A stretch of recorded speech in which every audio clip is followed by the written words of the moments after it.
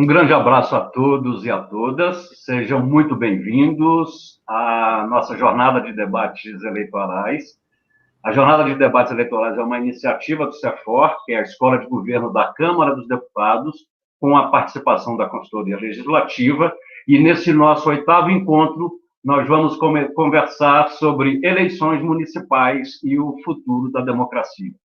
Eu me chamo Geraldo Leite, eu tenho 55 anos, eu tenho a pele parda, o cabelo grisalho, uso óculos, tenho os olhos castanhos, o rosto ligeiramente arredondado e estou usando um terno cinza, grafite, uma camisa cinza e uma gravata preta e estou fazendo a minha autodescrição para os que precisarem me identificar desse modo. Estarão conosco aqui para tornar essa live ainda mais inclusiva a Tatiana e a Bruna, que vão nos ajudar com a linguagem de sinais, as Libras.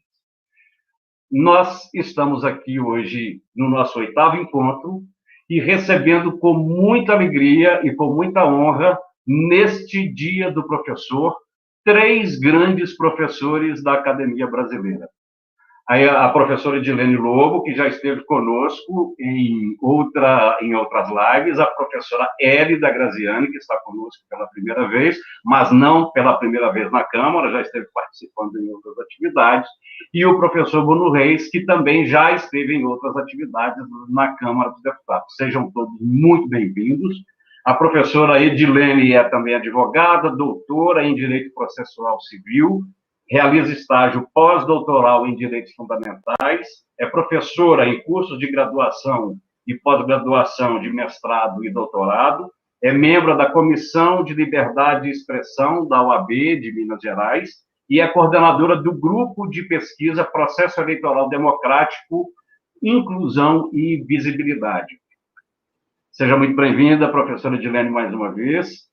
Elida Graziani, ela é procuradora do Ministério Público de Contas do Estado de São Paulo e professora do curso de Administração Pública da Fundação Getúlio Vargas. É doutora em Direito pela Universidade Federal de Minas Gerais e tem pós-doutorado em Administração Pública pela Escola Brasileira de Administração Pública e de Empresas, também pela Fundação Getúlio Vargas. E o professor Bruno Reis, seja bem-vindo, Bruno. Ele é doutor em Ciência Política, é professor titular do Departamento de Ciência Política e diretor da Faculdade de Filosofia e Ciências Humanas da Universidade Federal de Minas Gerais, cumpriu estágio sênior na University of Pennsylvania e integrou o grupo de pesquisadores do projeto Dinheiro e Política, a influência do poder econômico no Congresso Nacional, junto ao Instituto de Pesquisa Econômica Aplicada. É muito oportuno que estejamos recebendo vocês três grandes expoentes da academia, da Universidade Brasileira, nesse Dia do Professor. E na pessoa de vocês, nós, da Câmara dos Deputados, homenageamos todos os professores brasileiros que são imprescindíveis para a nossa formação enquanto pessoa, enquanto nação e enquanto Estado, né? Nós não podemos separar a história desse país do trabalho incansável, do trabalho diário e do trabalho nem sempre reconhecido, mas fundamental, que é o trabalho de todos os professores brasileiros. Então, professora Edilene, professora Elida, professor Bruno Reis, recebam as homenagens da Câmara dos Deputados, da Consultoria Legislativa e da nossa Escola de Governo, que é o CEFOR. E na pessoa de vocês, nós cumprimentamos todos os professores brasileiros que tornam esse país melhor e fazem desse país uma nação de fato. Muito obrigado pela presença de vocês. É uma honra e uma alegria, eu repito, estar aqui conversando nesse Dia do Professor e sobre um tema tão oportuno. A propósito, eu quero iniciar a minha fala dizendo que nós temos diagnósticos preocupantes em relação à democracia. E nós podemos apresentar, eu não vou me estender nesse tema, mas eu vou apresentar alguns aspectos de diagnósticos que têm sido feitos em relação aos riscos atuais da democracia ou às situações de crise da democracia, não apenas no Brasil, mas também no mundo, E aqui no Brasil, particularmente, nós podemos falar de situações preocupantes em relação ao Estado Democrático de Direito, como, por exemplo, as manifestações pelo fechamento do Congresso Nacional e pelo fechamento do Supremo Tribunal Federal.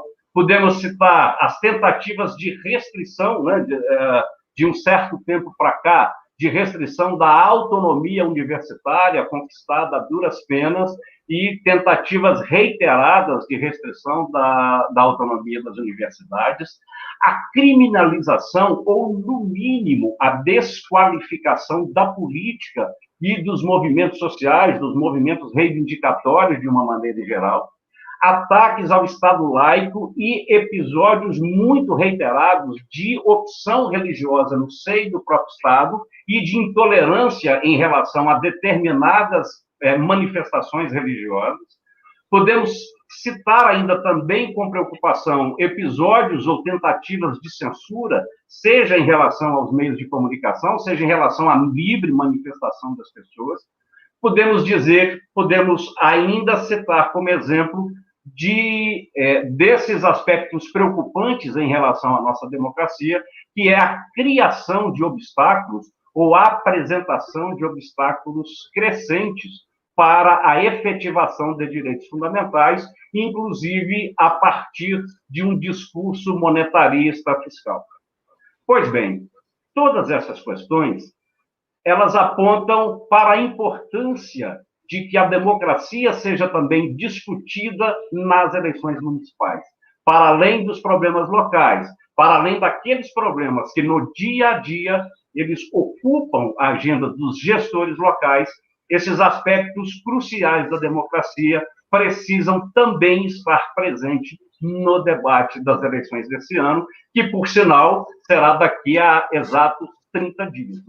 Estamos hoje 15 de outubro, 15 de novembro, daqui a um mês exatamente, nós teremos as eleições municipais para a grande maioria dos municípios brasileiros em um turno só, e em outros municípios onde tiver segundo turno, no final do mês de novembro. Ou seja, daqui a 30 dias estaremos exercendo o nosso direito de voto. E é importante, portanto, que a gente faça esse debate com os nossos candidatos, no sentido de perceber se os nossos candidatos têm ou não têm, de fato, um compromisso com a democracia, com o Estado Democrático de Direito.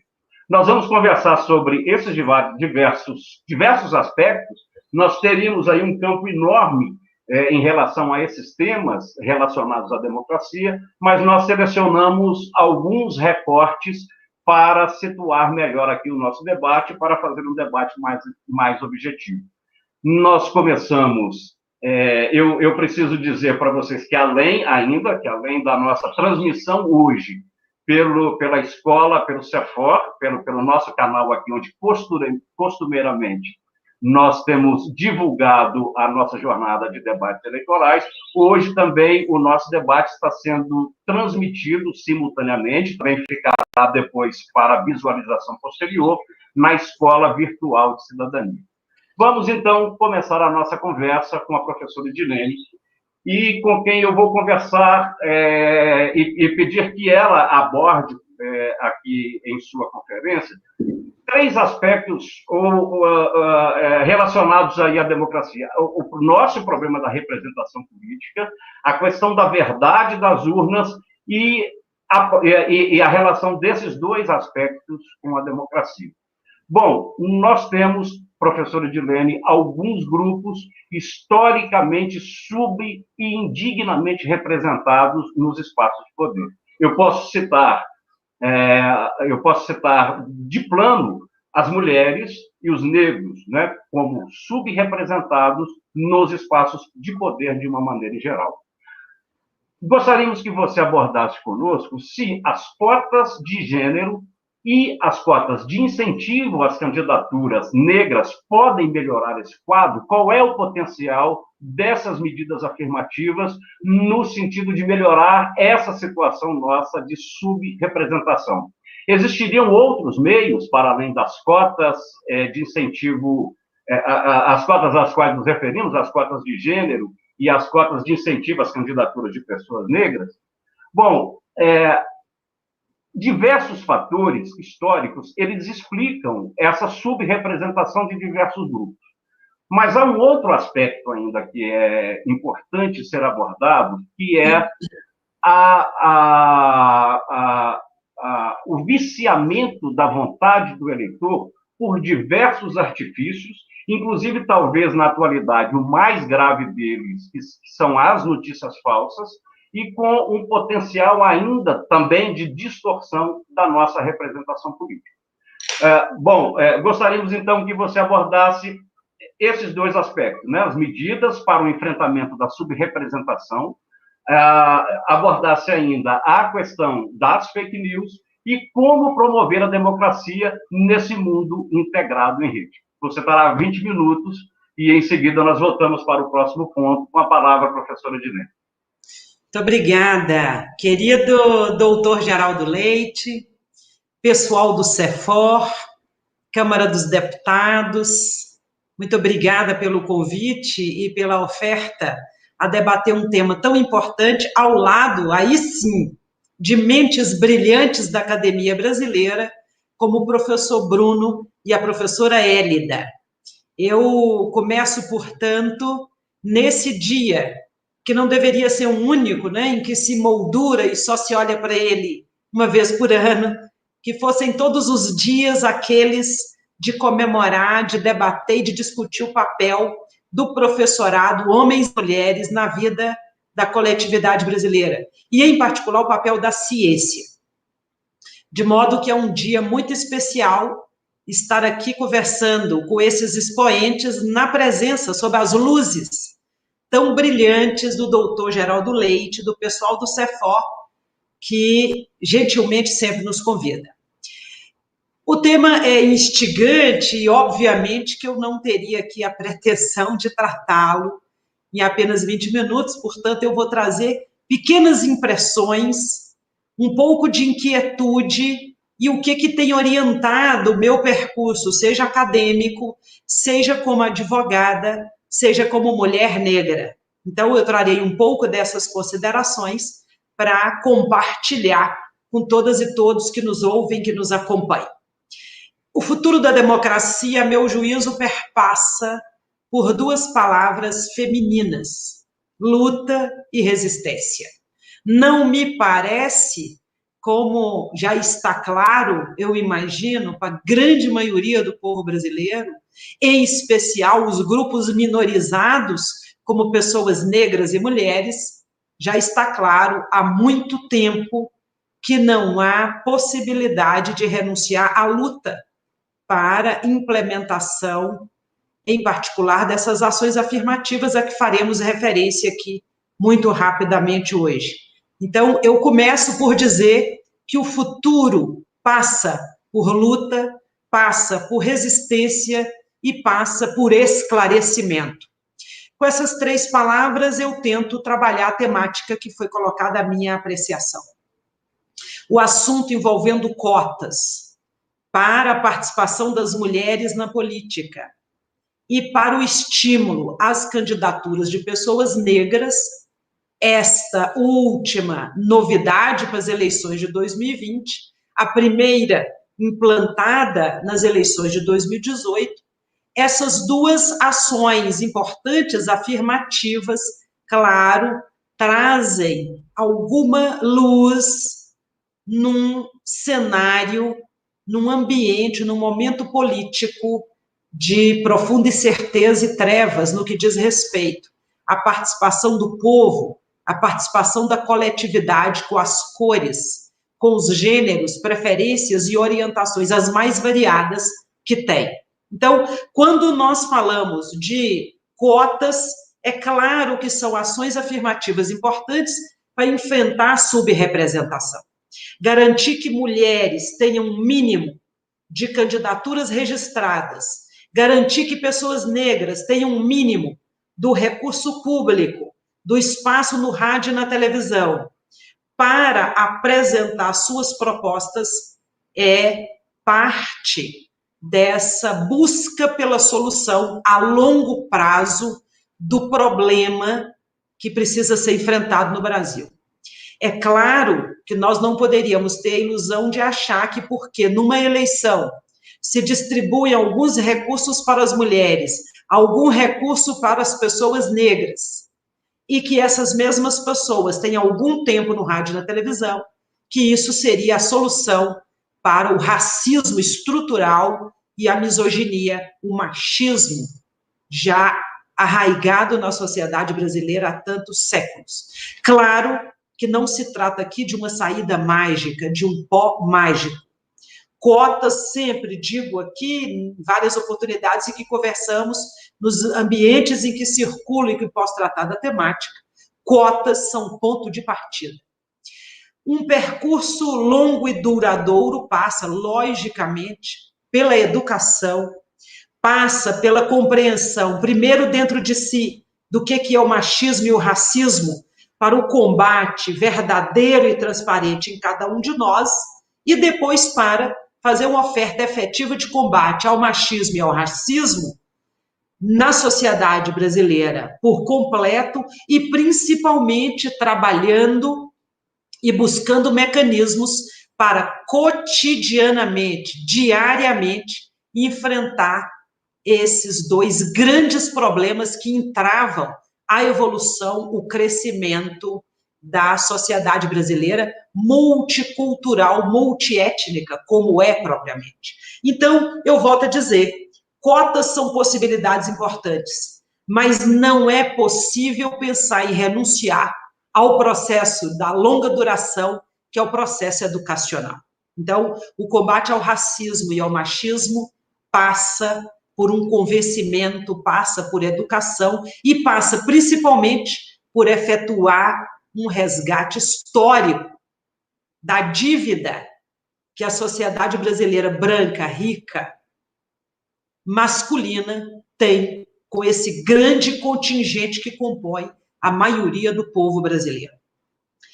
Quais seriam, portanto, esses outros caminhos? Nós precisamos identificar, a partir do que as cotas podem e têm oferecido, por exemplo, sabemos que as cotas nas universidades brasileiras para as pessoas negras têm propiciado uma ampliação da oferta de ensino para os negros no Brasil. Mas é verdade também que esse grande percentual de estudantes nas universidades, ele não se espelha, ele não se revela como imediatamente, ou no mesmo percentual, como ocupação dos espaços, por exemplo, do mundo do trabalho, por pessoas negras. Outro caminho a se trilhar é buscar enfrentar o problema da violência e do genocídio da juventude negra brasileira. A grande massa carcerária no Brasil é composta por negros, num crescendo de mulheres negras encarceradas, a maioria pela primeira vez, e esses números dão conta que não basta reservar uma pequena parcela do recurso público a cada 2 anos para que essas pessoas estampem a propaganda no rádio e na televisão e não se adotem ações efetivas de longa duração para inclusão e visibilidade desses 2 grandes grupos, numericamente compondo a maioria da população brasileira, mas politicamente minorizados.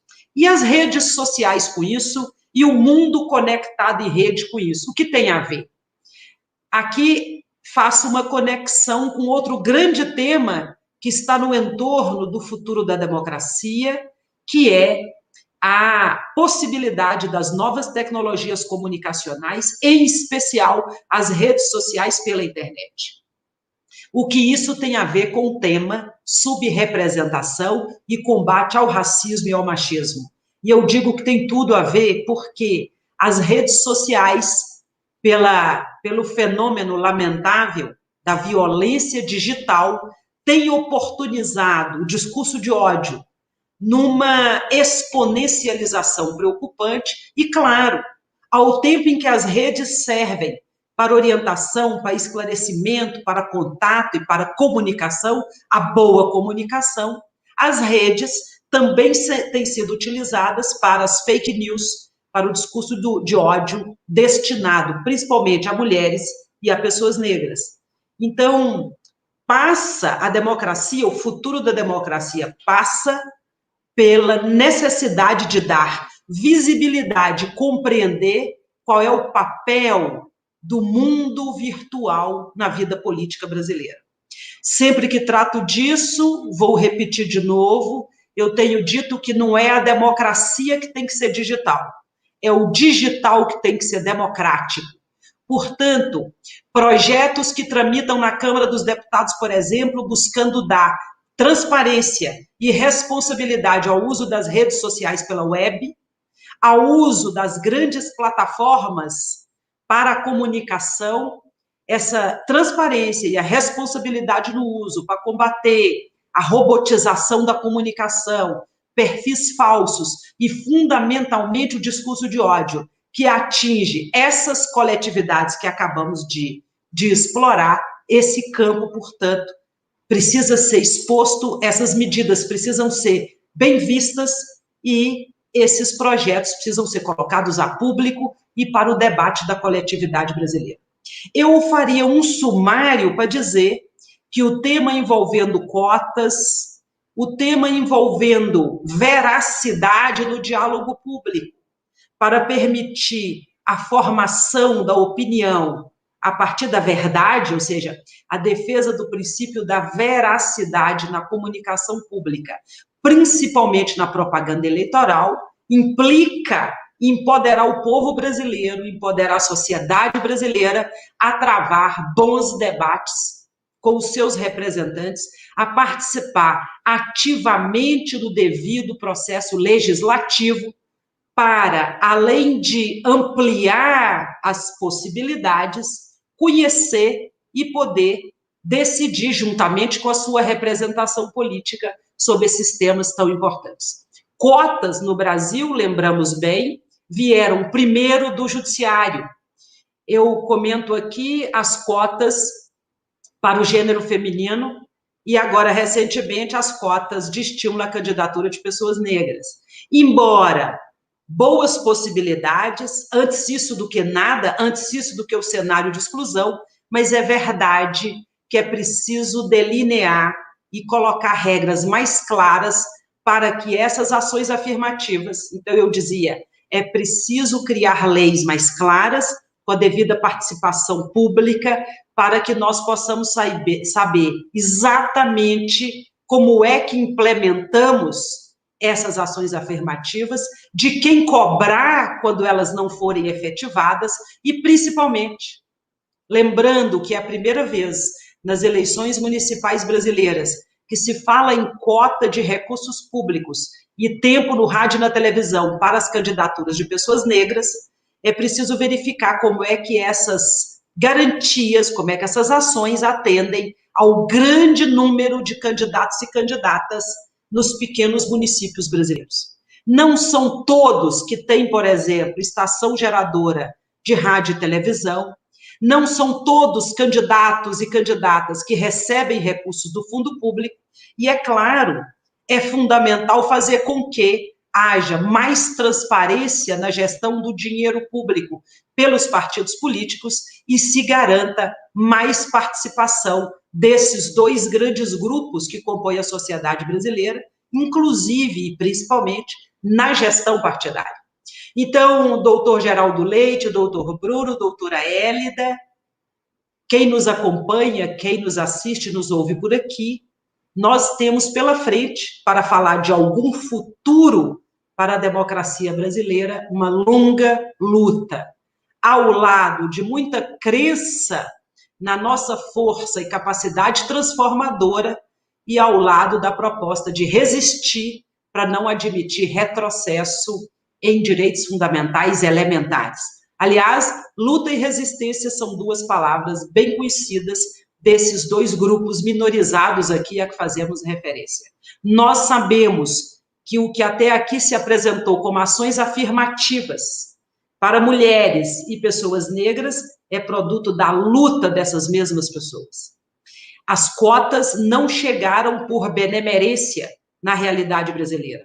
As cotas vieram da luta e do esforço claro dessas várias organizações de homens e mulheres que propiciaram e oportunizaram o que hoje estamos aqui debatendo. Então, eu traria essas pequenas palavras, dizendo que muito provavelmente os meus dois colegas aqui, Bruno e professora Hélida, esses dois colegas poderão acrescentar, poderão incorporar ainda mais essa ideia do futuro da democracia às suas manifestações e, claro, com muito mais condições e capacidade, dada a sapiência de ambos, penso que eles sim poderão trazer grandes contribuições a esse debate. Eu trago apenas pequenas considerações, eu trago apenas algumas inquietudes e, claro, nesse convite generoso do CEFOR, da Câmara dos Deputados e dos meus amigos queridos aqui presentes, eu posso apenas trazer uma pequena opinião sobre essa temática. Muito obrigada e eu estou aqui à disposição se nós tivermos, eventualmente, alguma indagação dos nossos participantes para responder. Muito obrigada, doutor Geraldo. Doutora Edilene, você que nos abrilhanta aqui a nossa jornada e traz reflexões importantíssimas. E eu estava me lembrando que até nós não estamos muito distantes do tempo em que ainda se discutia o próprio direito de voto para algumas parcelas da população brasileira, né? A universalização do direito de voto, o sufrágio universal, ele é uma etapa importante desse duplo movimento, que é luta e que é resistência, mas ele não é o fim de jornada, ele não é o fim de nada, né? É uma etapa importante do processo e que nós temos outros passos a dar na direção do Estado paritário, de uma representação mais condizente com o perfil plural da sociedade brasileira. Então, as suas reflexões são absolutamente procedentes e contribuem em muito com o nosso debate. Nós te agradecemos muitíssimo, mais uma vez, a sua participação e voltamos após a conferência dos nossos outros expositores para indagações aí dos que nos acompanham. Doutora Edilene, muito obrigado, é uma alegria sempre te receber aqui. Professor Bruno, doutor Bruno, vai conversar conosco sobre a relação entre o sistema político e a democracia. Doutor Bruno, mais uma vez é uma alegria recebê-lo. Nós sabemos, então, que nós temos problemas para a consolidação, para o fortalecimento e consolidação da democracia. Nós temos ações de diversas naturezas. Mas é preciso discutir, além dos fatores que nós já trouxemos aqui, e talvez o próprio sistema político ele reforce algumas distorções da nossa representação, é preciso discutir o nosso sistema eleitoral e é preciso discutir o nosso sistema político. E a sua conferência e a nossa conversa é exatamente sobre sistema político e democracia. Bom, e um ponto de partida, né? Quais são as possibilidades ou mesmo limitações, ou quais são as limitações do nosso sistema político que impedem ou que dificultam a construção de uma verdadeira democracia? Há um outro aspecto ainda, doutor Bruno, por uma decisão do Supremo Tribunal Federal, não é possível mais no Brasil o financiamento empresarial de campanhas eleitorais. Mesmo assim, né, há quem defenda que o nosso sistema político ele ainda permanece capturável por interesses diversos e, muito provavelmente, por interesses econômicos, apesar de não ser mais possível a doação empresarial para campanhas eleitorais. Como se dá, ou como se daria essa captura do sistema político e como isso compromete a nossa democracia e quais são as possíveis soluções? Uma terceira indagação, doutor Bruno, é que o Brasil tem feito sucessivas reformas da sua legislação eleitoral e partidária. Emendas à Constituição, projetos de lei ordinária, projetos de leis ordinárias e alterando com frequência, tanto a Lei 9.096, a Lei dos Partidos Políticos, a Lei 9.504, a Lei Eleitoral e, por vezes, o próprio Código Eleitoral. Bom, essas essas alterações sucessivas não têm conseguido corrigir algumas distorções do nosso sistema político, do nosso sistema eleitoral. Quais seriam, na sua opinião, reformas tanto políticas e eleitorais que poderiam contribuir para aprimorar a nossa democracia? Doutor Bruno, com a palavra, mais uma vez é uma alegria recebê-lo aqui na nossa jornada de debates eleitorais, com a palavra por 20 minutos. Muito obrigado, Geraldo Leite. Obrigado aos colegas do CEFOR pela ocasião. É sempre uma alegria, um privilégio poder cooperar, direto ou indiretamente, com a Câmara dos Deputados, o Congresso Nacional. De nossa parte, para nós, praticantes acadêmicos de ciência política, é sempre um aprendizado poder aproveitar cada ocasião de interação com instâncias decisórias reais e com o seu modus operandi e com os colegas que ali trabalham. Tem muito a aprender com vocês. Bom, enfim, eu agradeço muito pelas perguntas, né, e pelo balizamento preciso da conversa. Isso sempre ajuda a gente a dar um rumo mais claro para a conversa, porque o risco é a gente se esparramar, ainda mais um tema como o futuro da democracia, né? Eu espero modestamente poder ajudar a fixar alguns parâmetros para uma conversa um pouco, talvez, retrospectiva, né, em relação ao passado da nossa, né, ao passado da nossa democracia, o passado recente, mais imediato, que nos trouxe até aqui. E balizar a minha fala aqui, a minha comunicação com vocês pelo compartilhamento de um esforço de diagnóstico, para aí poder alimentar alguma conversa em seguida, né, na parte de debate. Né. Enfim, nos últimos 10 anos, estive pesquisando financiamento de campanha, provocado pela pauta da reforma política, com cujo debate me envolvi nos últimos 15 anos, sobretudo a partir do último grande consenso transpartidário produzido no Congresso em torno da reforma, de reformas mais ambiciosas, em 2003, uma proposta relatada pelo então deputado Ronaldo Caiado, do então PFL de Goiás, hoje governador, em que se fazia a proposta o foco da preocupação era financiamento de campanha, e se propunha uma inovação radical, na verdade, sem precedentes, financiamento público exclusivo, proibição de toda doação privada, não apenas pessoa jurídica mesmo pessoa física, o que é algo sem paralelo no mundo, e para viabilizá-lo, listas pré-ordenadas.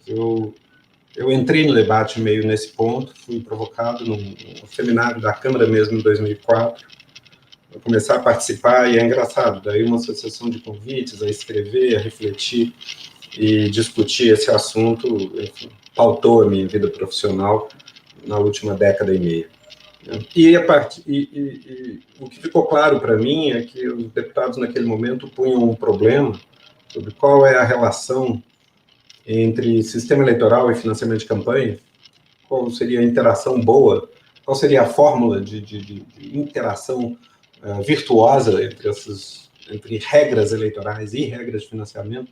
E a verdade é que a gente não tinha massa crítica, não tem literatura comparada, amadurecida em torno disso, sobretudo há 15 anos atrás. Né? E eu fui levado a algum esforço nessa direção, de estudar sistemas comparados de financiamento de campanha, digamos assim. E hoje sou levado a crer que a gente tinha, sim, uma falha estrutural, a gente não soube corrigir a tempo, a gente não soube ajudar o Congresso a corrigir também. Nós, ciência política acadêmica, sociedade civil e imprensa, falhamos, né, em produzir a devida massa crítica. Né? Até a produzimos, mas foi um esforço que foi produzindo resultados meio tardiamente, quando o ambiente político em torno da reforma já estava gravemente deteriorado.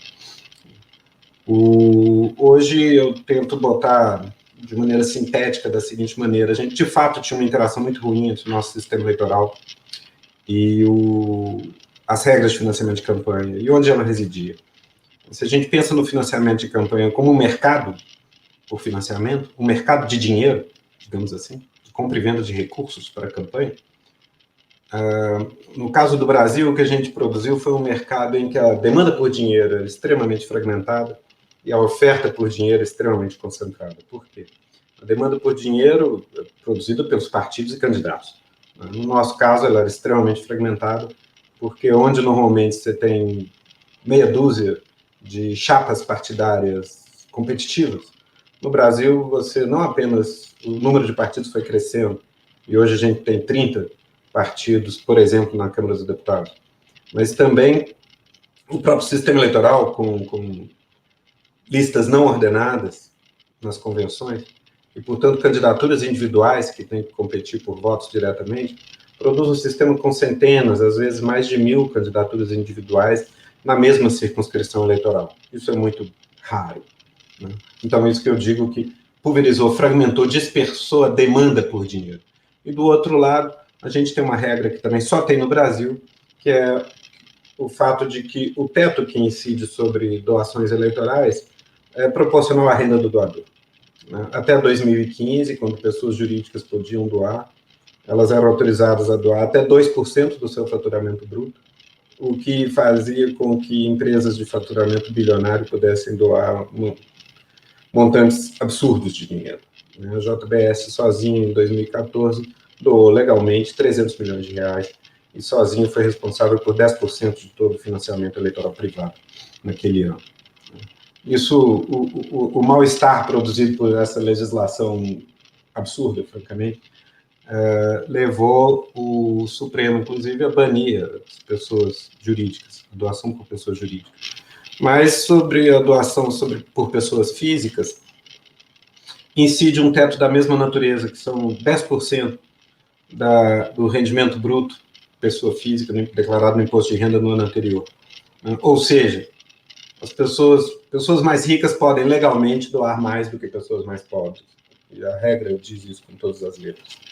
O que faz com que a estratégia de melhor custo-benefício para uma candidatura seja conseguir um patrono, um mecenas, né?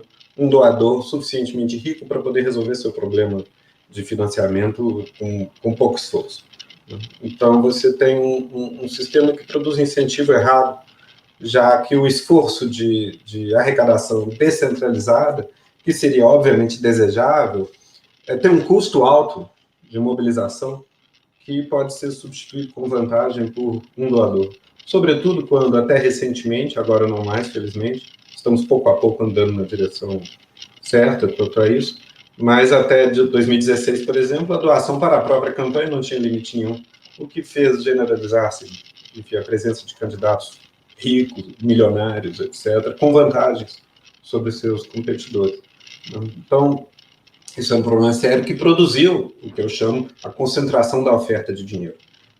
Um mercado com oferta de dinheiro muito concentrada e demanda por dinheiro muito pulverizada faz com que seja um mercado em que quem tem poder de mercado, quem tem poder na luta por financiamento de campanha no Brasil são os financiadores. Então, isso produziu, claro, um cenário com milhares de candidaturas individuais disputando poucas fontes potencialmente relevantes, né? Onde no mundo afora você tem meia dúzia de chapas disputando milhares de doadores, né? No Brasil você acaba tendo milhares de candidaturas disputando meia dúzia de fontes de doação potencialmente relevantes, né?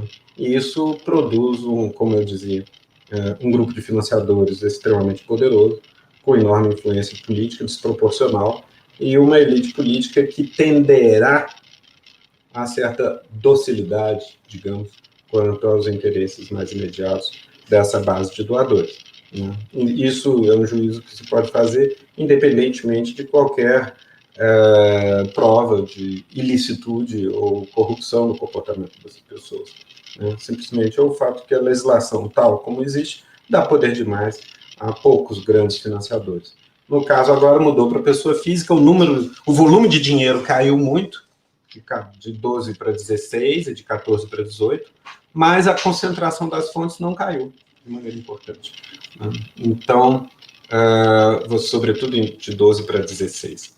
O que mantém a preocupação de que é provável, é certo, que os atores, né, as fontes poderosas dessas doações deixaram de ser as mesmas pessoas, passaram a ser outras pessoas, né, mas continuaram sendo poderosas. Se até 2014 era uma espécie de plutocracia, de certo tipo de capital nacional, de empreiteiros, bancos, etc., que tinham dinheiro nessa escala das pessoas jurídicas, de 2016 e 2018 em diante, a coisa desloca rumo a outro patronato, mas continua havendo patronato.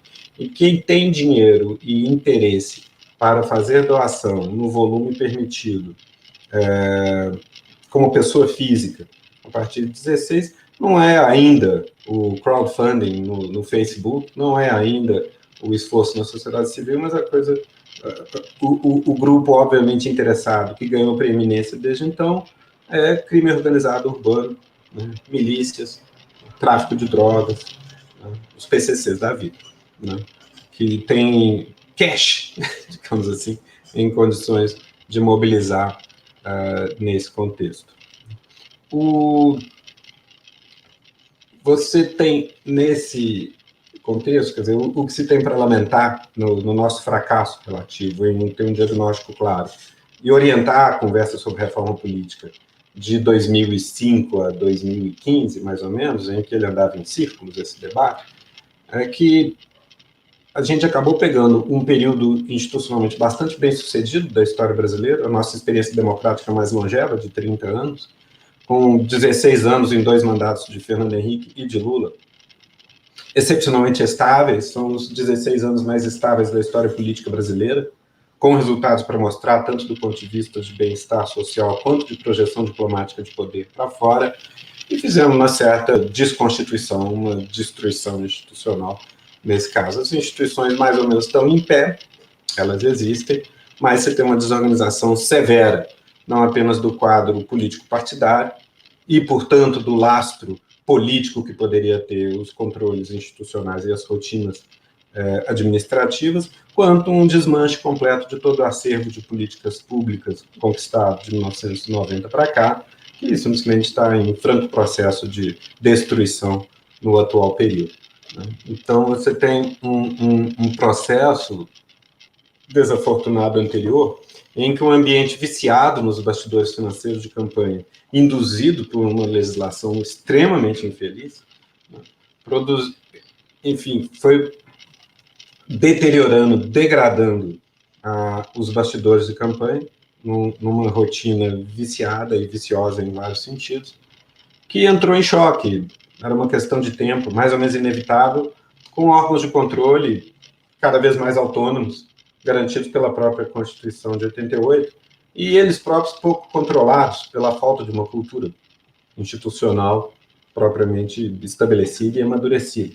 Né? Então, você tem órgãos de controle cada vez mais poderosos, eles mesmos pouco controlados externamente, e isso produziu um choque inevitável com o ambiente financeiro na retaguarda das campanhas, que era claramente viciado.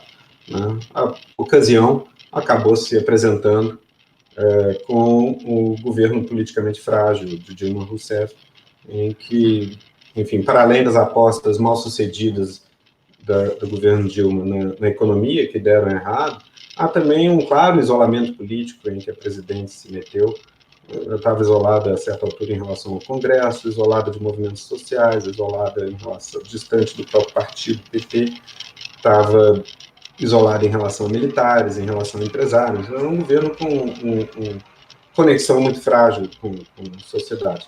Tendo em vista essa retaguarda para o sistema político e os órgãos de controle descontrolados que a gente tem, produziu-se uma tempestade perfeita, uma catástrofe política, cujo preço vamos pagar por muitos anos. Né? Agora, enfim, depois da saída das pessoas jurídicas, como eu dizia, e criminalização do Caixa 1, sobra no campo para operar o jogo eleitoral, algo, na verdade, que me parece mais dificilmente controlável ainda do que o cenário vigente até 14. É uma espécie de submundo violento. Então, isso certamente é fonte de muita preocupação, independente de quem esteja no governo mais imediatamente, né? não é trivial identificar soluções para cenários como esse, né? Ainda mais com a deterioração visível das rotinas administrativas e execução de políticas públicas em múltiplos campos no país nesse momento, do meio ambiente ao trânsito, à educação, ciência, o que se quiser olhar, cultura, etc. Né? Mesmo política econômica, eu diria. Então,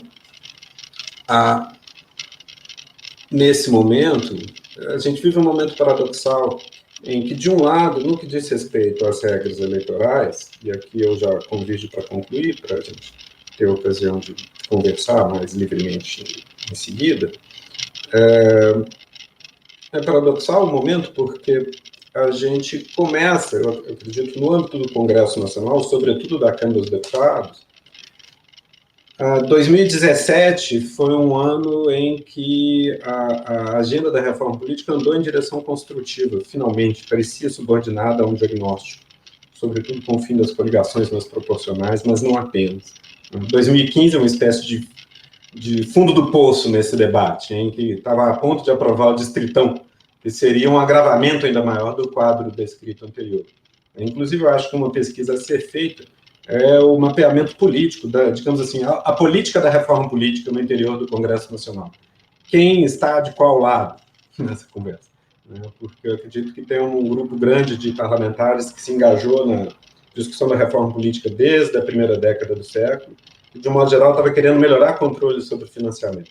E havia a turma pró-distritão, que tipicamente, até onde eu consigo enxergar, eram eles próprios, pessoas muito bem financiadas, interessados em remover o que restava de controle. Isso é algo que eu nunca vi a imprensa explorar, e eu não conheço estudo acadêmico sobre isso também, mas permanece uma tarefa a ser feita, esse mapeamento. Mas em 2017, me parece claramente, a coisa se move na direção, talvez movido pelo pânico da crise, pelo susto da desagregação, um esforço de tomar algumas medidas com uma certa normalização do sistema eleitoral. Com uma medida tímida, adiada até 2020, mas que é bem-vinda, com o fim das coligações nas eleições proporcionais. Isso, provavelmente, por si só, vai produzir certa decantação com diminuição do número de partidos, tornando a gestão das maiorias um pouco mais governável. Mas isso se dá com uma sensação de tarde demais. O Estado, enfim, o relativo consenso e a estabilidade político-institucional existente de 93, digamos assim, até 2012, já não existe mais, e o sistema político está francamente à deriva, e ninguém sabe quem vão ser as organizações que vão prevalecer, ao fim e ao cabo, nesse processo de decantação que se inicia agora. Então, independente do destino de Jair Bolsonaro, que, enfim, tem uma postura e uma orientação basicamente predatória contra o status quo institucional e político anterior, mesmo que ele próprio dure pouco, é um ambiente político nesse momento muito mais inóspito, muito mais incerto, muito mais autodestrutivo do que está em vigor, porque esse é o ânimo, em certa medida, da população, no momento em que uma crise econômica real, que vem a partir de 2014 e 2015, interage com anos e anos e anos de noticiário de corrupção no horário nobre. Agora, enfim, parece que começa a haver, resumindo, consenso quanto a alguns passos elementares quanto ao sistema eleitoral, mas muito tímidos ainda, acho que há muita coisa importante a se fazer, mas isso se dá no momento em que a substância da vida política no país já se encontra inteiramente em suspenso. É isso. Obrigado. Bruno, muito obrigado. Nós temos aí, é uma conclusão possível aí a partir da sua fala, que nós temos muitas tarefas importantes nos próximos anos, né? Além de rever sobre diversos aspectos, tanto por dentro das instituições, e aí uma tarefa que cabe ao próprio Congresso Nacional, rever na perspectiva aí de modificação da legislação eleitoral, que já se iniciou, e na sua opinião, né, sobretudo em relação às últimas mudanças, a de 2017, ela trouxe encaminhamentos necessários, né, nós temos, então, agora uma tarefa de aprofundar esse debate a respeito do nosso sistema político e de continuar no sentido de adotar outros passos, né, outros passos que precisam ser dados, no sentido de que a gente favoreça, a partir do nosso desenho institucional, ou seja, do desenho aí das nossas instituições políticas, uma democracia mais estável, uma representação que seja mais condizente, né, com a nossa realidade populacional, regional, enfim, mas, embora a gente tenha um cenário de dificuldades, demos alguns passos, e é importante, então, ter em mente que nós temos outros passos importantes a serem dados aí pela frente, e que o senhor pode mesmo, inclusive, em um outro momento aqui no nosso retorno, estar conversando com aqueles que nos acompanham. Doutor Bruno, muito obrigado, foram excelentes as suas exposições, nós retornamos daqui a pouco. Doutora Érida, seja muito bem-vinda mais uma vez, é uma alegria tê-la aqui conosco. Nós falamos de alguns problemas no campo, né, da nossa democracia, no campo da representação de alguns grupos específicos, mulheres e negros apenas como exemplo. Falamos de algumas dificuldades para a consolidação da nossa democracia em função do modelo, né, do nosso modelo político eleitoral, mas há outros aspectos importantíssimos, igualmente importantes para a consolidação da democracia, ou que, por assim dizer, solapam a própria democracia.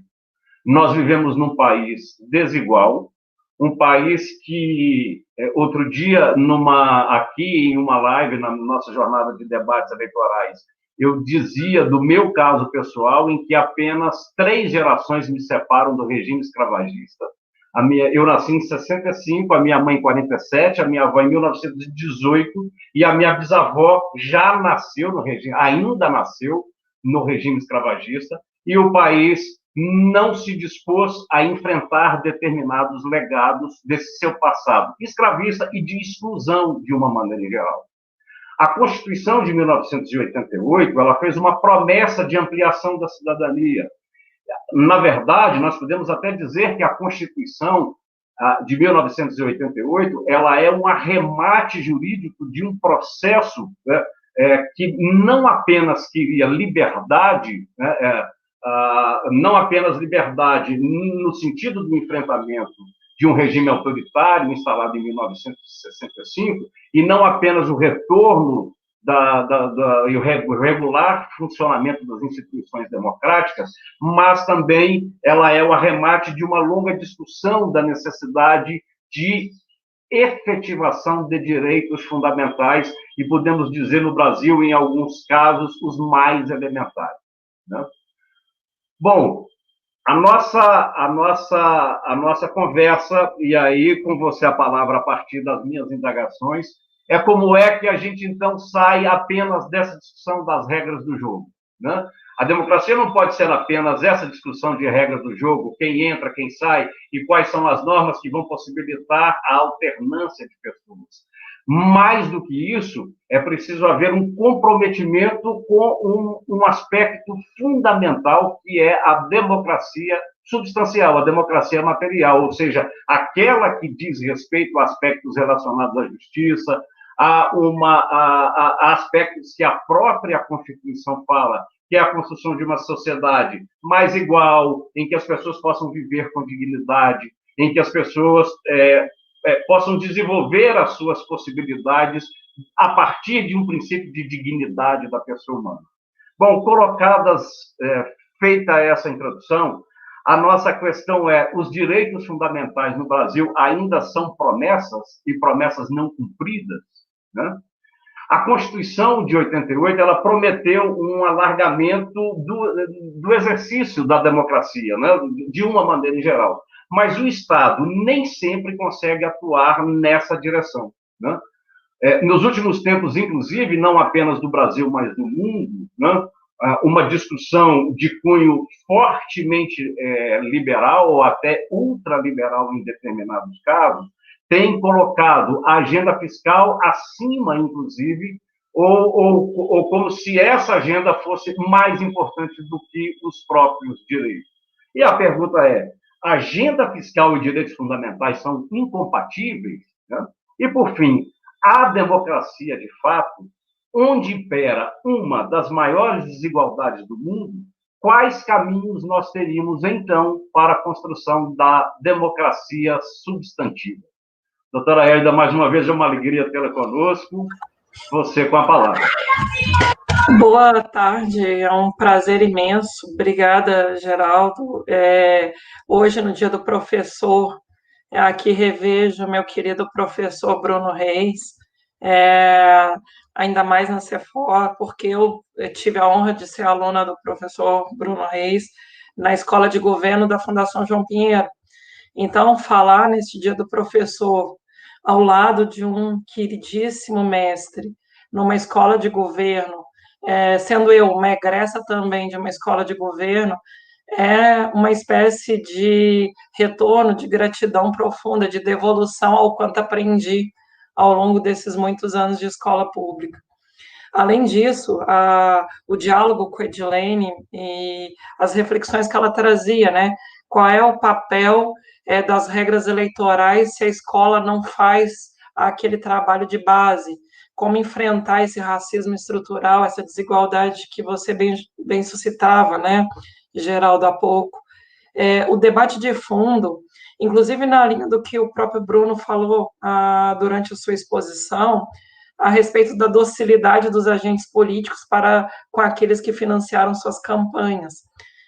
O debate de fundo nesse momento, eu que tenho observado muito a questão fiscal, né, meu trabalho como procuradora do Ministério Público de Contas aqui do Estado de São Paulo, e mesmo meus estudos acadêmicos, do ponto de vista do financiamento da saúde, da educação, quando o país traz à tona, há 32 anos, uma Constituição que inverte, né, a Constituição de 88, para quem nos assiste, ela inverteu a ordem topográfica de colocação, de definição dos seus próprios grandes títulos. Primeiro vieram os direitos fundamentais do homem, e só depois a organização do Estado, só depois a definição de como seria exercido o poder. Né? Então, é muito interessante parar para pensar que sentido é esse de redefinição topográfica de, em primeiro lugar, os direitos do homem, e depois é que se define como vai ser exercido o poder, define a própria fixação do tamanho do Estado no sentido lato. Ora, a Constituição de 88, ela entrega compromissos, ela entrega obrigações ao Estado que não podem ser negados. Esse debate que vivemos agora, em 2020, durante a pandemia, no bojo de um orçamento de guerra, e agora se suscita que em 2021 devamos sair da ideia de que estávamos numa excepcionalidade, devemos voltar à normalidade. E essa é uma normalidade, a normalidade pretendida do teto, né, da emenda 95. É uma normalidade que exclui, que corre o risco de excluir, por assim dizer, quase 40 milhões de brasileiros, em risco de não ter o que comer, de insegurança alimentar. Né? Todo o debate dos invisíveis, todo o debate das pessoas, dada a própria precariedade do nosso mercado de trabalho, a maioria da população economicamente ativa, desempregada, desalentada ou no mercado informal. Nós não temos hoje uma perspectiva clara de qual é a razão de ser do Estado brasileiro. Quando nos dizem que há de haver ajuste fiscal, a pergunta que faço geral e dialogo em alguma medida também com o professor Bruno, ainda trago o debate iniciado pela Edilene, quem paga a conta? Né? A pergunta de fundo a respeito do ajuste fiscal é quem paga a conta? Quais serviços públicos podem ser descontinuados? Quando se fala em cortar 25% de salário de servidor com 25% de carga horária, quais são os serviços públicos intensivos em mão de obra? Saúde, educação e segurança. Essa pretensão de aprovar uma PEC emergencial e acionar gatilhos com um corte linear de remuneração de servidores e de carga horária, ela tem um quê de falaciosa, porque os agentes políticos, eles não vão fazer uma definição de áreas onde não se faz um controle adequado do quão prioritárias são ou não. Né? E digo isso com muita tranquilidade, até como uma questão de coerência, de integridade interpretativa, porque coloco também esse mesmo debate para os colegas do Ministério Público, do Judiciário. Eu sempre lhes digo, ora, se os pisos da saúde e da educação tivessem a mesma rigidez, a mesma proteção constitucional que os duodécimos do Legislativo, do Judiciário, do Tribunal de Contas, do Ministério Público, certamente o SUS e a educação básica obrigatória não estariam na situação de frágil qualidade em que se encontram. Os repasses não são feitos tempestivamente, há sempre esse esvaziamento interpretativo do alcance dos pisos em saúde e educação. Então, essa pretensão de um ajuste com corte de salário, corte de carga horária, sem parametrização adequada, inclusive em relação às renúncias fiscais. Eu falava há pouco de que nós não temos uma equidade de ajuste fiscal. Começo trazendo o exemplo das renúncias de receitas. Bruno dizia que os agentes políticos são dóceis em relação aos agentes econômicos que financiaram suas campanhas. Nós temos aí nas leis de diretrizes orçamentárias da União já há 2 anos consecutivos, de 2019 e de 2020, portanto, dispositivos que definem a necessidade de revisão das renúncias fiscais. O próprio Tribunal de Contas da União determinou que houvesse um programa de revisão das renúncias fiscais da União. Para quem não sabe, renúncia fiscal é o governo abrir mão de arrecadar aquilo que faz jus. Né? É tratamento discriminatório do ponto de vista de se conceder alguma isenção, algum regime especial de tributação, créditos presumidos. Então, é sempre tratamento discriminatório que alivia a carga tributária de alguns em detrimento da coletividade. Tanto é que mais correto seria se a gente chamasse de gastos tributários. Pois bem, caríssimo Bruno, e quem nos assiste, olha o debate de fundo. O TCU tem apontado, as leis de diretrizes orçamentárias inscreveram regras para que houvesse a redução das renúncias fiscais, mas nós, até agora, não fizemos nenhum ajuste fiscal, efetivamente, sobre as renúncias fiscais, mesmo elas apenas no nível da União, ultrapassando o somatório dos PIS em saúde e educação de todos os entes da federação. Ou seja, supera 4% do PIB o conjunto de gastos tributários do governo federal. Quando a gente acrescenta as renúncias fiscais dos estados e dos municípios, esse patamar ainda é mais assustador. E aí me permitam dar um dado chocante, né? As renúncias fiscais, a maioria delas é concedida por prazo indeterminado. É um privilégio permanente e opaco no ciclo orçamentário. Então, quem paga a conta do ajuste, infelizmente, são as populações mais vulneráveis que têm serviços públicos precarizados. É essa população que corre o risco de não ter a sua renda básica emergencial prorrogada. São os beneficiários do Bolsa Família que ficaram numa fila de espera colossal, 2 milhões de pessoas ainda em fila de espera no Bolsa Família, a pretexto de uma interpretação equivocada dos limites fiscais incidentes sobre o Bolsa Família. O governo contingenciando recursos de ciência e tecnologia, fazendo um debate pífio do financiamento das políticas de proteção ambiental. Isso são só alguns exemplos. Quando a gente traz o panorama de reflexão sobre as despesas financeiras, né, a gente não propõe nenhum mecanismo de contenção para o quanto se paga, né, para o quanto se gasta, por exemplo, em operações compromissadas. O nosso debate sobre as despesas financeiras é um debate muito reducionista. A Constituição pede limite de dívida consolidada, limite de dívida mobiliária, a Constituição pede motivação e enfrentamento dos riscos de conflito de interesses na relação do Banco Central com o mercado financeiro, e nada disso é exposto, nada disso fica evidenciado. Interessante notar, por exemplo, o risco de, como eu dizia, conflito de interesse, quando há uma espécie de porta giratória. Saiu, por exemplo, o secretário do Tesouro Nacional, na semana seguinte ele já estava no mercado financeiro. Então, assim, há que se tematizar essas regras, inclusive, Bruno, não só do ponto de vista eleitoral, mas também durante o exercício dos mandatos, para evitar essa situação de captura patrimonialista.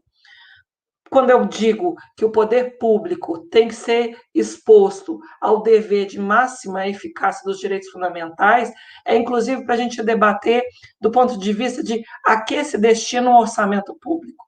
Eu sempre contraponho, quando me dizem que a Constituição não cabe no orçamento, essa é uma frase que me soa profundamente falaciosa e equivocada do ponto de vista jurídico mesmo, do ponto de vista técnico. Porque quando dizem que a Constituição não cabe no orçamento, a pergunta que eu faço, retrucando essa tese falaciosa, é: existe orçamento público legítimo fora da Constituição? O orçamento público não é só despesa primária.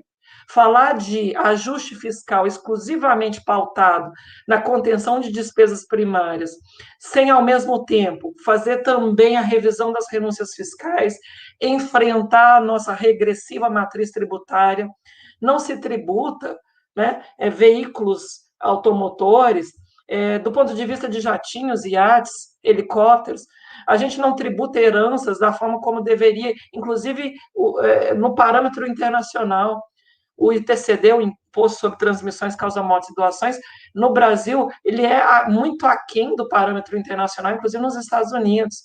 A própria ausência de tributação sobre a distribuição de dividendos e a figura um tanto equivocada, estranhíssima, do juros sobre capital próprio, né?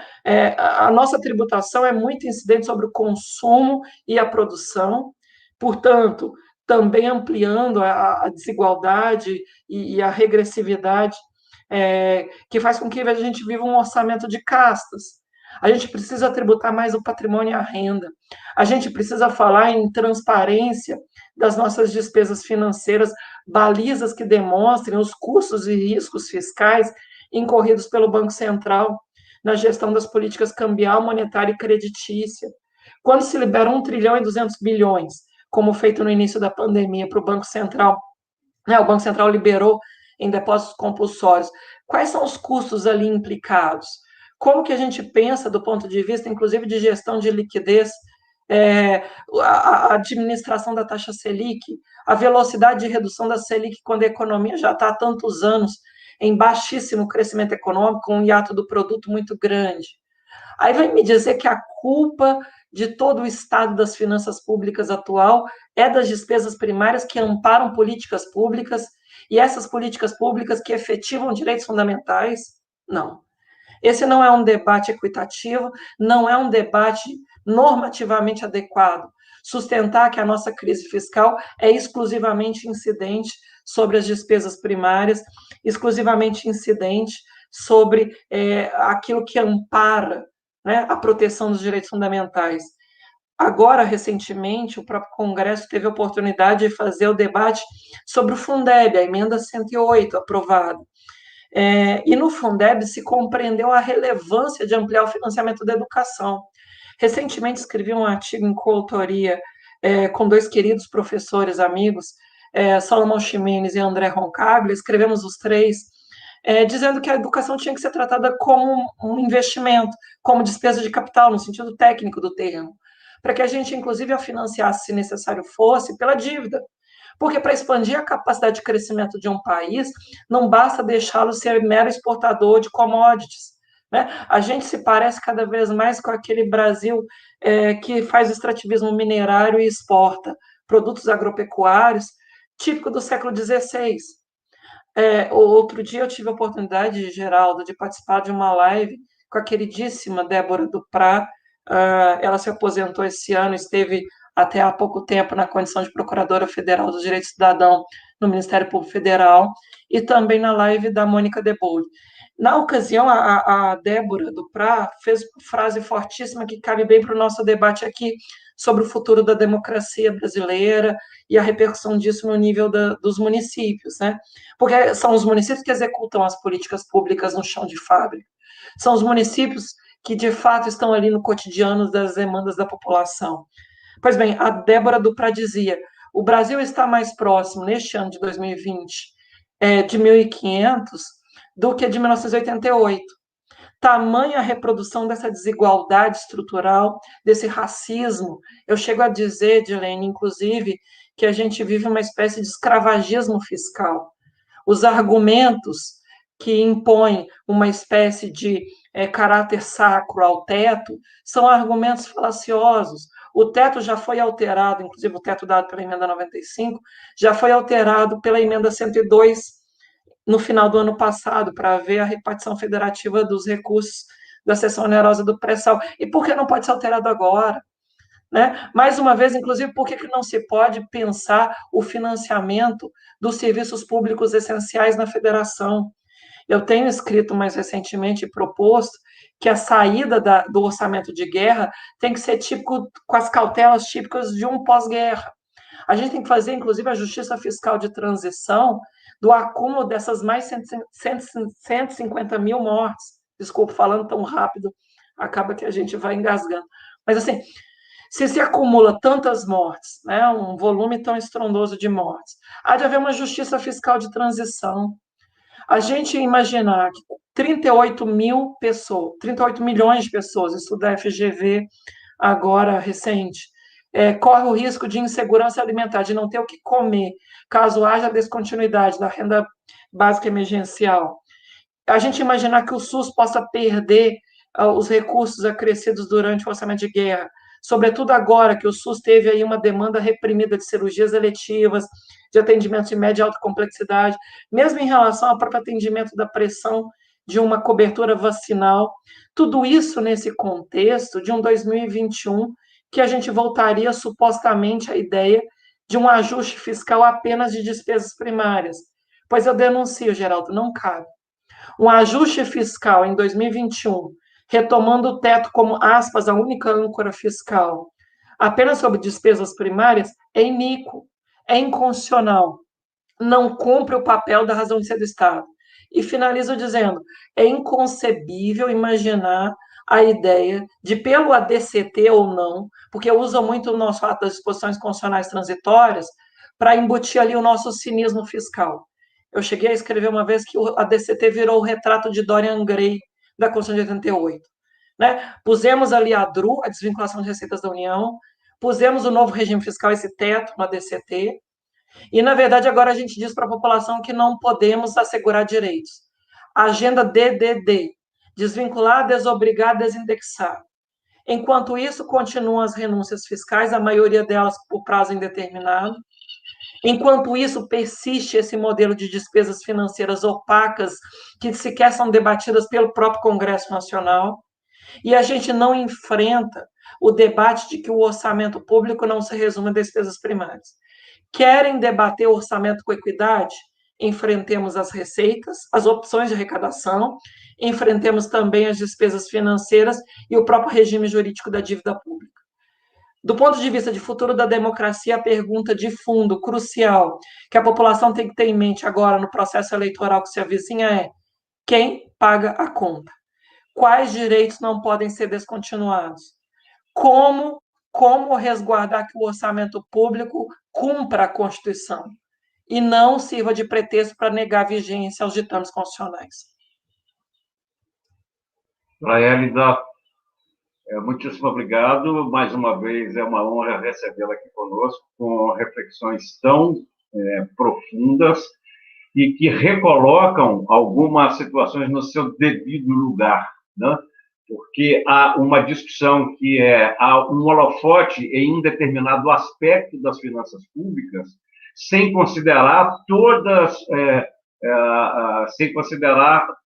as variáveis que devem ser colocadas nessa própria discussão. Isso não é discutir o orçamento e não é discutir determinados problemas a partir de uma ótica constitucional, até porque, como você bem disse no início da sua exposição, com a Constituição de 1988, houve um deslocamento dos direitos fundamentais para o ponto central da Constituição brasileira e a organização do Estado, inclusive das finanças públicas, para que isso sirva de suporte à realização desses direitos.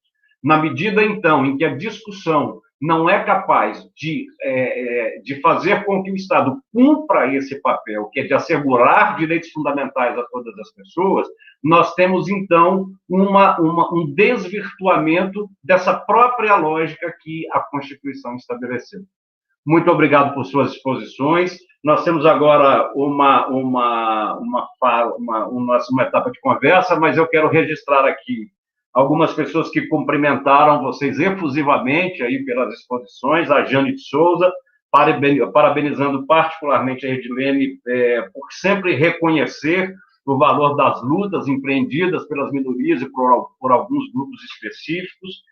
A Sandra Helena, além de cumprimentar, ela faz um comentário a partir da fala do Dr. Bruno, que os grupos de financiadores elitistas acabam favorecendo grupos e indivíduos em determinadas candidaturas em detrimento de legítimos direitos da população. Ela cita, inclusive, um exemplo recente na sua cidade, a professora Sandra Helena, dizendo que, de uma maneira geral, são os comerciantes e os grandes comerciantes que ainda, mesmo não podendo ter financiamento empresarial, acabam suportando os custos de determinadas candidaturas e que, recentemente, conseguiram impedir que um outro supermercado se estabelecesse na cidade, e demonstrando aí essa relação espúria entre o poder econômico e o poder político. A Wanda Velde Corveiro também parabeniza a todos vocês, em especial ao Dr. Bruno. A Vânia Lúcia Coutinho agradece pela realização da jornada, dizendo que ela é animadora e reflexiva nesse momento em que nós precisamos nos manter erguidos e com a chama acesa. A Juliana Werneck, nossa diretora, também nos cumprimenta, e temos aqui algumas questões, são três, uma questão é comum a todos, para que vocês três apresentem aí soluções ou considerações, que é, de acordo com esse cenário que nós discutimos aqui, né, no que se refere à própria subrepresentação de determinados grupos, alguns problemas ainda no nosso formato eleitoral e nas disfunções que isso provoca no nosso sistema político. E a partir dessa realidade social nossa ainda tão cruel, de verdadeira negação de direitos fundamentais, a pergunta é, de fato, há democracia no Brasil? Essa é a pergunta comum para todos vocês. E temos agora perguntas específicas, né? Para a doutora Edilene, a pergunta é, alguns países, doutora Edilene, já superaram essa discussão das cotas e já tem uma conversa no entorno da paridade da representação. E o pedido é que você distinga qual é a diferença entre um e o outro, e se essa discussão no entorno da paridade ela é mais promissora ou ela tem mais possibilidades do que o nosso regime de cotas, né? Para o doutor Bruno, a pergunta é, o problema, de fato, é o número de partidos políticos ou seria o elevado número de partidos políticos com assento no Congresso Nacional?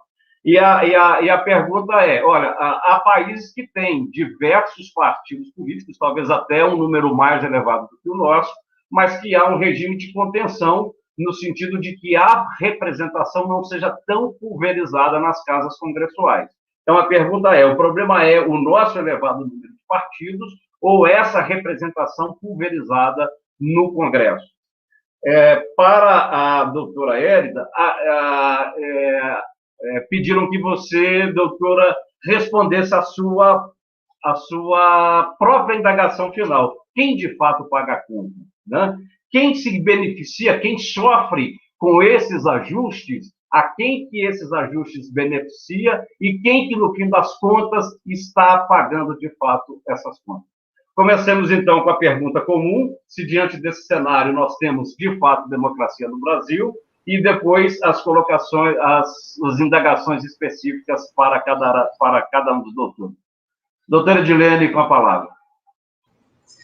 Bem, eu agradeço as perguntas instigantes, de fato, e muito aguçadas. Então, direto ao ponto, né? A democracia, de fato, eu digo que a democracia está escrita no texto da Constituição brasileira. Ela está muito mais no plano formal do que no plano material.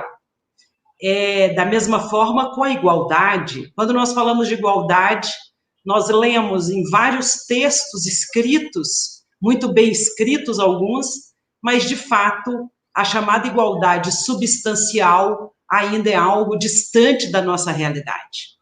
Então, eu começo dizendo que a democracia é um projeto irrenunciável e que todas e todos temos que nos reunir, nos comprometer com ele para que se construa a democracia a partir desse caminhar na direção de mais inclusão, de mais diversidade e de mais participação do povo, com os seus vários recortes, como eu falava, de gênero, de raça, de etnia, de preferências e orientações.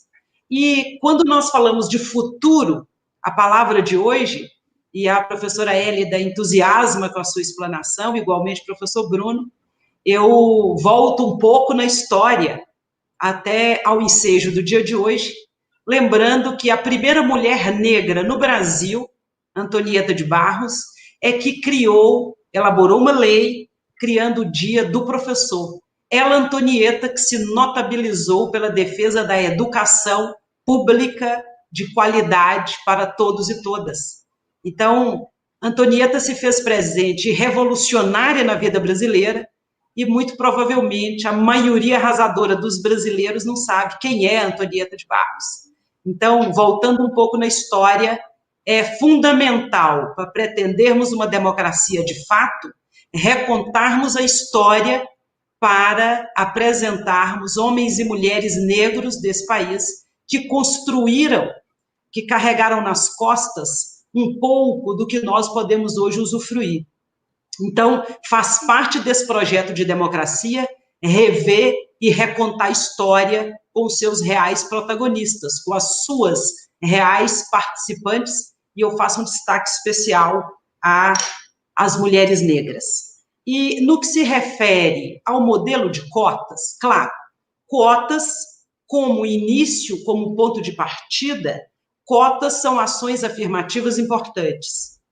No Brasil, cristalizou-se, por enquanto, no que se refere a mulheres registrando suas candidaturas e fruindo de uma parte do dinheiro público investido nas campanhas, cristalizou-se o percentual de 30% do registro. Notem, nós estamos longe da garantia de ocupação efetiva dos espaços políticos por mulheres, pelo menos nessa quota de 30%. Eu quero dizer que, como ponto de partida, não pode um fim ser um fim em si mesmo, apenas e tão somente para manter os guetos, ainda que alargando um pouco mais esse gueto. Qual deve ser o compromisso? E o Brasil tem um compromisso assinado, inclusive, com as Nações Unidas, tem um compromisso para até 2030 ter paridade na participação política como uma realidade. Então, eu vou me encaminhando aqui para as minhas conclusões para dizer que o rumo, o ponto de chegada deve ser paridade. Cotas, boa iniciativa, cotas que, por hora, a propósito da pergunta que a professora Hélida apresenta daqui a pouco, cotas são pagas com dinheiro do povo, da maioria arrasadora do povo pobre, que é quem paga tributos, quem trabalha e constrói a riqueza do país. Parte do dinheiro público, uma parte ainda muito pequena, se coloca à disposição de mulheres e pessoas negras para atuar e participar, mas é claro que só cotas para participar em 45 dias de uma campanha eleitoral quase que toda, no momento presente, virtualizada, ainda é muito pouco. Nós temos bons exemplos, principalmente pela Europa do Norte, em que a ideia é estabelecer lugares em paridade entre, por enquanto lá, homens e mulheres, e aqui na nossa pretensão, entre homens e mulheres, e com o recorte de pessoas negras. Então, o futuro da democracia implica naquele compromisso constitucional de partilha da vida boa entre todos e todas. Penso que esse é o caminho que se apresenta, não é um caminho fácil, não é um caminho linear, e lembrando Paulo Evaristo Arnes, é evidente, se nós não enfrentarmos nossa própria história de exclusão, de racismo e de machismo, para transformá-la, nós corremos o risco de repeti-la. É isso. Muito obrigada. Doutor Bruno. Então, Bruno, antes eu quero te trazer aqui um abraço da Ana Luísa Bax, dizendo que é um prazer estar aqui, de contar aqui com a sua participação. Ela te acompanha, nos acompanha e agradece aí, dizendo que é um prazer aí a sua participação conosco. Imagina, eu que agradeço a vocês, mando um outro abraço para ela, saudades. Enfim, agradeço também o carinho da Hélida, muito orgulho e merecido.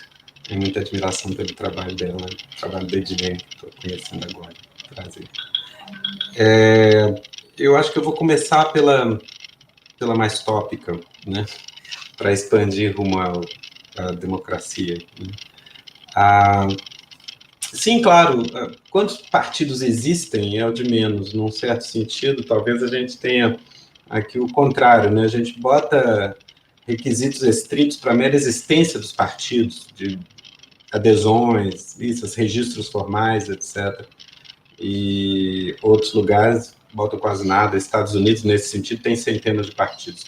Né? Mas o acesso a alguma cadeira parlamentar lá é uma dureza, e eles têm 150 anos de um duopólio inexpugnável entre as mesmas duas organizações. Então, na verdade, o número de partidos que existe ou não existe é, em larga medida, irrelevante. Eu até tenderia a tomar, quanto mais, nesse sentido, a mera existência, quanto mais partidos, melhor. Né? Sinal de que tem uma população que tenta se organizar de um jeito ou de outro, e se orienta e se ativa politicamente. Outra coisa é presumir que, pelo fato de existir, toda organização partidária tem tempo de TV, cota no fundo partidário, etc., etc. No nosso caso, são características específicas do sistema eleitoral que produzem quocientes eleitorais muito baixos e facilidade para entrar. E isso ainda era agravado pelo fato, pela possibilidade das coligações nas proporcionais. Né? Você tem, num caso como o Brasil, sei lá, vou pensar meu estado, Minas, Assembleia Legislativa, 77 cadeiras, bancada na Câmara dos Deputados, 53, ou seja, alguma coisa entre 1% e 2% dos votos já dá uma cadeira, né, para um candidato a deputado em Minas. E aí, para um partido, digamos assim. E quando você pensa que você ainda pode, eventualmente, um partido que não chegava a esse 1% ou 2%, ainda podia, eventualmente, conseguir uma cadeira pelo atalho da coligação, em que, eventualmente, entra numa coligação que consegue algumas cadeiras, você está induzindo um nível de pulverização partidária nos plenários, que, sim, é já há muitos anos o maior do mundo. Né? Você não tem, em outro lugar do mundo, outro país, uma Câmara baixa com mais de 30 partidos, como o Brasil chegou lá agora, né? Em que a maior bancada tem pouco mais de 10%. Né? Então, isso beira a desfuncionalidade, né? E não ajuda nem o governo e nem o controle social, porque você está falando de pessoas que são representantes delas mesmas. E o eleitor vai em busca também, portanto, de uma relação personalizada com o representante, não em busca, sei lá, do saco de cimento, da bolsa de estudo, etc., de maneira não regulamentada, estritamente paroquial, um movimento que era usual no Brasil e que vai se extinguindo pouco a pouco, vai ficando anacrônico, mas que deixa a impressão, e o nosso sistema eleitoral favorece essa percepção de uma relação de confiança e de lealdade pessoal entre representante e representado, que, de fato, é ineficaz. Né? Vocês não têm bancadas, pode parecer contraintuitivo, né? Mas a alavancagem que correntes de opinião no eleitorado terão sobre bancadas partidárias e sobre convenções partidárias é muito maior do que o eleitorado disperso pode ter sobre vários mandatários individuais. Né? Então, isso é algo que dificulta as coisas. Né? Se 30 partidos numa Câmara de 530 pode não parecer tão impressionante, algumas câmaras municipais têm praticamente um vereador de cada partido. Né? No caso de Belo Horizonte, com 41 cadeiras, tem mais de 20 partidos. Né? Então, você tem simplesmente bancada média de 1 ou 2 vereadores. Então, claro, nesse sentido, os partidos deixam de ser referência que organizem a disputa, o debate e, portanto, o controle. Né? E a política se torna um jogo personalista de cada um por si. Nesse quadro, inclusive, me permitam acrescentar mais uma coisa, que, enfim, por exasperação com os partidos, frequentemente as pessoas defendem candidaturas avulsas. Mas eventual candidato avulso, candidato não filiado, apenas agravaria mais ainda esse quadro. Um monte de gente que é representante apenas de si mesmo, numa relação mais ou menos personalizada com um fragmento diminuto do eleitorado. Enfim, isso não ajuda o processamento de demandas populares, né? Então, tudo isso são coisas que, enfim, a gente contempla, participa de debate e tal, e cultiva uma relação meio exasperada com pequenas coisas a serem feitas em direção a um melhoramento democrático que sempre parece estar ali adiante, ao alcance da mão. Isso gera uma compreensível frustração em que a gente tende a dizer que a democracia está em algum outro lugar, mas não exatamente aqui onde nós estamos. É preciso ir com calma, porém, porque, enfim, qualquer democracia é melhor do que nenhuma democracia, né? Então, você tem os princípios e direitos e garantias fundamentais contemplados na Constituição, ainda que tão vilipendiados, como mostram tanto Edilene quanto Hélida, cada um no seu objeto. No entanto, eles estão ali, e isso faz muita diferença. Isso dá o chão analítico e retórico e político sobre o qual pode se assentar um debate, uma interpelação das instituições em nome de princípios formalmente plasmados ali na Constituição. Nem sempre estiveram lá, né, e podem deixar de estar. E isso, enfim, nos levaria para um lugar muito mais distante daquele onde quereríamos estar. Democracia é sempre alguma coisa que está um pouco adiante, né? É o potinho dourado no final do arco-íris, né? Você chega ao final do arco-íris, o arco-íris já se moveu para outro lugar. Nós estamos também... Hoje, muitas práticas que nos parecem inaceitavelmente corruptas já foram absolutamente corriqueiras e naturais e chanceladas em norma. Manda quem pode, obedece quem tem juízo e ponto, né? Agora, não, né? E coisas que simplesmente parecem... quando deu-se o escândalo da carne, há 2 anos atrás, em torno de fiscalização, eu vi uma notinha no Jornal de Belo Horizonte que é ótima, que era uma pessoa ligada à família, que era dona de frigoríficos, falando admirada desse escândalo todo em torno de fiscalização mal feita, porque falou, olha, quando eu era criança, eram os frigoríficos que pagavam o salário do fiscal e todo mundo achava normal, né? E era mesmo, né? Isso hoje é chocantemente inaceitável, e por coisas eventualmente menos grotescas, pessoas vão ser processadas e eventualmente punidas e tal. É preciso usar com moderação esses próprios poderes de controle para não desestabilizar, não matar, não jogar fora o bebê com a água do banho, como estamos fazendo, né? Mas a democracia e, portanto, o controle da corrupção, porque à medida que democratizamos, mais práticas vão ser tidas como corruptas, porque a gente vai racionalizando a relação entre as pessoas, que seja admissível, né? O controle dessa corrupção se dá não de maneiras espetaculares, mas por progressivo e contínuo aprimoramento de condutas e rotinas e administrativas, elas mesmas devidamente controladas. Isso não sai em manchete de jornal, mas é assim que melhora, né? Então, isso vínhamos fazendo, nesse momento, estamos numa certa desconstrução a deriva, com desfecho incerto. Quando a gente olha para o meu ponto, quer dizer, nos últimos 10 anos que eu concluo, fui levado a estudar financiamento de campanha, é também algo absolutamente exasperante, embora seja uma parte relativamente pequena de todo o fluxo de riqueza dentro do sistema político, né? Mas é exasperante pelo fato de que a gente vai em busca de filigranas, de regras, de controle, de vedações em torno de vasos comunicantes mais ou menos inevitáveis. Eu lembro que há uns 5 anos atrás estava lá nos Estados Unidos estudando, tirando um ano sabático, né, naquela Universidade da Pensilvânia, estudando financiamento de campanha, quando caiu na mão pela primeira vez alguma literatura correlata sobre paraísos fiscais e economia offshore e tal.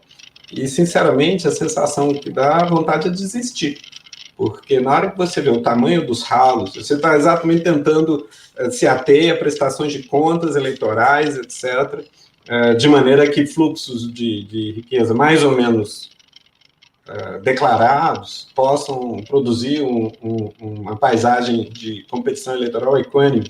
De repente, você vê o tamanho do ralo por onde escapa o dinheiro, a evasão tributária, de dinheiro que vai para paraísos fiscais, às vezes de maneira lícita, né?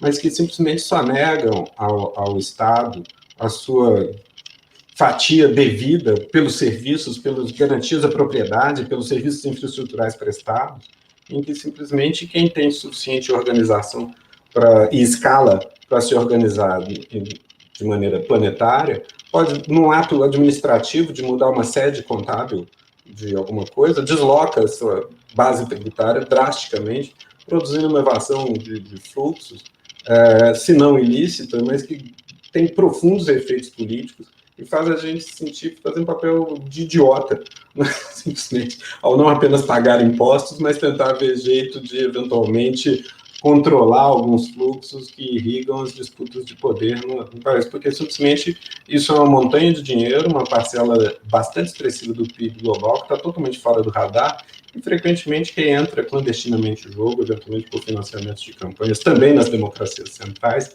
de maneira fora do radar, e que, no entanto, é profundamente enviesado. Não é todo mundo que vai ter dinheiro guardado nas Ilhas Caimã, né? E é digno de nota a respeito disso, para nós que estamos habituados a uma autoflagelação drástica, muito severa, com relação aos nossos males e nossa corrupção. Quando os papéis do HSBC ou os Panama Papers aparecem mundo afora, a gente vê que o lugarzinho do Brasil no ranking da corrupção transnacional é muito modesto, né? Muito pequeno, porque estão longe de ser os plutocratas brasileiros, os principais proprietários desses fundos em paraísos fiscais. Então, é preciso sobriedade na luta, né? Perseverarmos, sim, sempre no aprimoramento das nossas práticas, em busca de uma sociedade equânime, em busca daquele ideal que é tão simples, mas difícil de empreender, de um sistema político que seja perfeitamente poroso a todas as vontades, e exatamente por isso não capturável por ninguém, né? Isso é tão simples de dizer, mas é dificílimo de fazer, especialmente para o país que nasceu como um império escravista, que era até há 130 anos atrás, na época de nossos bisavós, né? Então, não é trivial a tarefa, mas ela requer perspectiva. Ela requer sobriedade, perspectiva e, enfim, paixão e perspectiva, como diria o Max Weber, o que é meio contraditório. A gente deve malhar a frio, né, com obstinação, mas com clareza de que os avanços são sempre lentos, tímidos, pacientes. Agora, os desastres podem se dar rapidamente. Doutora Eves, então, só retomando, né, tem a pergunta se haveria, de fato, democracia no Brasil, com esse cenário que nós apontamos, e, de fato, então, quem é que anda pagando a conta no Brasil aqui, e, sobretudo, quem se beneficia, né, desse determinado formato que o Brasil tem adotado nos últimos tempos? Falar depois da Edilene, do queridíssimo Bruno. Agora você sabe por que eu vivo uma inquietude permanente, né, meu amigo Geraldo? Com professores brilhantes assim, eu vivo a ter mais perguntas do que respostas. Mas uma das frases do Bruno me lembra uma outra provocação que eu gosto muito de fazer quando eu exploro o tema das renúncias fiscais, porque relembro a todos que nos assistem que o artigo 14 da Lei de Responsabilidade Fiscal pressupõe necessariamente, como essencial ao conceito de renúncia fiscal, o tratamento discriminatório. E, Bruno, a frase que eu sempre digo para falar desse debate, para começar a até quebrar um pouco a resistência das pessoas, porque vem aquela cantilena um tanto falaciosa, porque o orçamento público tem que ser equiparado ao orçamento doméstico e tudo mais, e só controlar despesas primárias. Quando eu resgato a pauta, a partir das renúncias fiscais e depois também pelas despesas financeiras, eu sempre brinco que para todo esperto tem um otário. Se você se sente um idiota do ponto de vista de pensar as muitas fraudes, o debate de fundo sobre quem paga a conta, Geraldo, necessariamente passa pelo desvendamento dos otários que somos nesse momento de um ajuste fiscal tão iníquo, tão seletivamente reduzido a apenas as despesas primárias. Então, no minimalismo, até porque eu concordo com o Bruno, a nossa sociedade precisa ser um pouco menos infantil, parar de esperar que vá haver um juiz da capa preta em cada esquina, um promotor da capa preta em cada esquina, um policial em cada esquina. É como querer emagrecer tomando uma pílula, deixar o filho na frente do celular e achar que ele vai ser educado sozinho.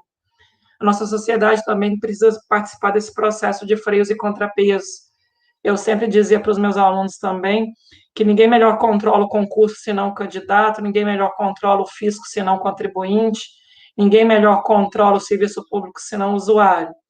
Para desvendar quem paga a conta e tornar esse debate mais legítimo, equitativo, nós todos temos que participar do debate orçamentário. A perspectiva de fundo, num momento como esse, em que a gente precisa de mais Estado e não menos. Eu não quero um Estado reduzido ao padrão da África subsaariana. Eu não quero um achatamento, uma prensa, como disse a professora Júlia Braga, da Federal Fluminense. Eu não quero uma prensa, um teto que opere como prensa, reduzindo a oferta de serviços públicos. Eu quero um Estado do tamanho que a Constituição lhe pede, um orçamento público que cumpra os compromissos constitucionais. Quando eu falava da agenda DDD, né, desobrigar, desvincular e desindexar, será que efetivamente retirar a correção da inflação dos benefícios do INSS, a maioria deles, um salário mínimo, são essas pessoas que têm que pagar a conta? Né? Esse é um debate que a gente vai ter que fazer com a máxima clareza do que seja ordenação legítima de prioridades. O orçamento público é o lugar onde nós devemos fazer o debate da ordenação legítima de prioridades. O que vem primeiro? Fazer o debate do que a gente define como modo de implementar e cumprir a Constituição. Então, embora as eleições início, eu me lembro claramente dos meus queridos professores de ciência política na faculdade dizendo, embora as eleições sejam extremamente importantes, elas são ponto de partida do exercício da democracia, elas não são ponto de chegada. As eleições, elas são necessárias, mas elas não são suficientes para perfazer uma reflexão democrática substantiva. O futuro da democracia, querido Geraldo, passa pelo orçamento público. A gente tem que participar todos desse diálogo, dessa construção. Tem uma frase belíssima que o ministro Aires Brito, do Supremo Tribunal Federal, provocara, na primeira vez que o Supremo enfrentou de forma sistemática o controle de constitucionalidade em matéria orçamentária, talvez você se lembre que foi na DI 4048, o ministro Aires Brito dissera, abaixo da Constituição, a lei mais importante da República é a lei de orçamento, porque é por onde passa o dinheiro, e sem dinheiro não se realizam direitos. A gente tem que aprender a dar importância para o ciclo orçamentário, a gente tem que aprender a dar importância em refletir o caminho do dinheiro, inclusive do ponto de vista de identificação dos conflitos de interesses, de identificação de quem está muito opaco, ocultado, né, no seu nicho ali, no seu orçamento de castas. Fazer um debate de política pública de forma pública, ostensivamente aberto com a sociedade, realmente reclama debater o financiamento não só das despesas primárias, mas também os gastos tributários, as opções da regressiva matriz tributária brasileira e também das despesas financeiras. É um pouco do que o Piketty tem falado de forma muito enfática, né? Ele tem dito que somente as guerras, as convulsões sociais reduziram a desigualdade no mundo, reduziram a desigualdade ao longo desses séculos que ele acompanha. Infelizmente, se a gente vive esse ano de 2020 um orçamento de guerra, que a gente aprenda com essa crise, que trouxe milhares e milhares de mortes, que trouxe o desvendamento de tanto cinismo fiscal, a fazer um debate mais transparente e equitativo do ciclo orçamentário. Quem paga a conta é, na verdade, quase sempre a população mais pobre. Só que podemos mudar isso fazendo uma reconstrução constitucionalizante do próprio debate orçamentário. Não é fácil, não é rápido, mas recentemente eu tenho voltado muito às minhas raízes, sabe, Bruno? Mineira que sou ali de Bom Despacho, indo para o Triângulo Mineiro, perto de Divinópolis. Na Semana Santa, a gente saía quase sempre na Sexta-feira da Paixão em procissão. Esses dias têm sido tão sofridos que, de vez em quando, eu gosto de voltar para essa raiz mineira e tentar defender a Constituição do pouco a pouco. No meio da escuridão mais difícil, mais controvertida, da ansiedade profunda de não haver custeio suficiente para a saúde, para a educação, para a assistência social, eu me pego a pensar vela por vela. Nas procissões da Sexta-feira da Paixão, no interior de Minas, basta uma vela para começar a aplacar a escuridão. Mas eu preciso das velas que caminham ao meu lado, porque se a minha vela apagar, é a sua, Bruno, é a sua, Edilene, é a sua, Geraldo, é a de todos nós que nos somamos, que vamos reabastecendo e realimentando e continuando. É um processo de aprendizagem, concordo com o Bruno. Quem paga a conta somos todos nós, e precisamos chamar, inclusive, esse debate de o quão iníquo tem sido o ajuste fiscal no Brasil, inconstitucionalmente. Obrigada mais uma vez. Obrigado, doutora Hélida. Bom, meus queridos Edilene, Bruno, Hélida, nós não teremos, ainda teriam outras indagações, mas nós não temos mais tempo para essas indagações, mas se fosse possível, nas considerações finais, que eu pediria que a gente já encaminhasse a partir de agora, se for possível, talvez não seja, mas para a Edilene a pergunta era se essa decisão do STF, ainda às vésperas do processo eleitoral, se ela ainda é possível de ser implementada, se na sua considerações finais puder abordar o tema. E aí, em relação ao Bruno, eu demandaria talvez um esforço maior aí de argumentação, qual seria o modelo ideal aí de financiamento, né? Enfim. Eu pediria, então, nós nos organizamos a partir de agora para as nossas considerações finais. Se vocês entenderem aí ser possível o desenvolvimento dessas duas perguntas ainda, fiquem à vontade. Se não, aí em 3 minutos, para a doutora Edilene, doutor Bruno e doutora Hélida fazerem as suas considerações finais. 3 minutos cada um.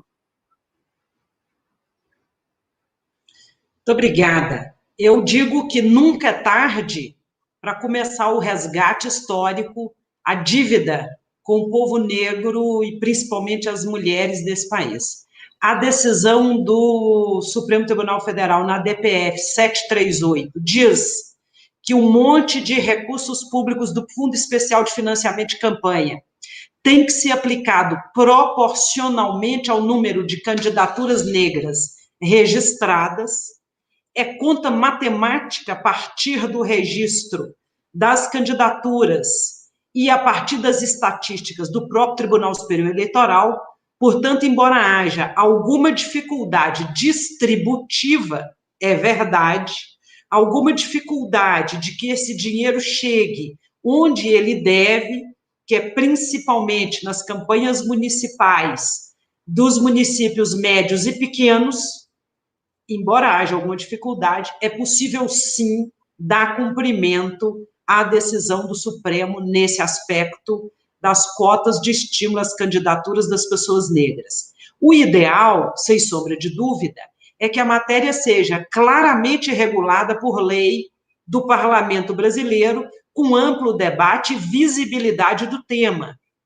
Esse é o ponto ideal. Enquanto não chegamos ao ideal, nós lidamos com o que ora se apresenta. Então, vejo que é um esforço importante que deve ser feito, é uma energia que deve ser concentrada principalmente pelos partidos políticos, para que, então, valha a pena nós acreditarmos e confiarmos que o projeto democrático é uma luz, essa que não vai se apagar nas falas da Hélida, a partir do momento em que todos e todas nos comprometemos a acrescentá-la e encorpá-la com a nossa contribuição. É no que eu creio. Eu espero viver num país que seja diferente do que hoje se apresenta, muito embora eu saiba que nós já demos demonstrações de que é possível viver numa sociedade democrática, numa sociedade respeitosa e inclusiva, a despeito de todas as suas dificuldades. Muito obrigada, e eu espero que numa outra oportunidade, nós possamos, breve, diga-se de passagem, nós possamos voltar a tratar desses temas. Até uma próxima vez, professores, colega Geraldo, aos servidores e servidoras que permite que esse evento ocorra. Até mais.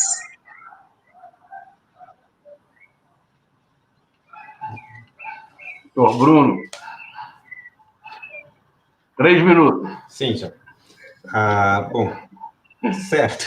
Só para encerrar, vou tentar responder brevemente a pergunta. Quer dizer, não há muito o que inventar. Quer dizer, de modo geral, meu ânimo, quando em toda discussão sobre reforma política, eu digo que é meio conservador, assim, de você, basicamente, fazer o ajuste alinhando a experiência brasileira à experiência internacional para estabilizar, não é de estabilizar o sistema, e não de refundar nada, porque eu acho que a nossa melhor chance é a estabilidade e a construção progressiva. No caso do financiamento, é seguir o parâmetro internacional usual nos casos em que há tetos para doações, que são valores nominais, ponto, iguais para todos os cidadãos. Nada impede, nesse registro, que a fonte da doação seja pessoa jurídica, desde que o teto nominal que incida sobre a doação seja razoável, né? Não um percentual do faturamento que significará necessariamente valores muito diferentes para doadores diferentes, né? Então, em nome da equanimidade, acho que é mais claro, é mais fácil fazer um argumento sobre a inconstitucionalidade desse teto, ser um percentual da renda do doador, do que a respeito da inconstitucionalidade da doação por pessoa jurídica, que afinal o Supremo resolveu assumir, né? Mas me parece claríssimo dizer que você está simplesmente consagrando uma desigualdade econômica arbitrária no processo político ao simplesmente fixar um teto que é um percentual da renda do doador, né? Então, acho que bastaria fixar que você tem qual seria o valor. Isso é sempre um número mágico, né? Mas tem muitos anos que eu jogo na mesa um certo parâmetro que mais ou menos tem sobrevivido ao teste da discussão impressionista, né? Que, assim, para pessoas jurídicas eu fixaria em dezenas de milhares de reais por CNPJ, por ciclo eleitoral, algo como 50 mil reais. É dinheiro que é relevante no mercado de financiamento, mas ninguém fica dono de uma campanha com 50 mil reais, né? E para pessoas físicas, algo como 5 mil reais.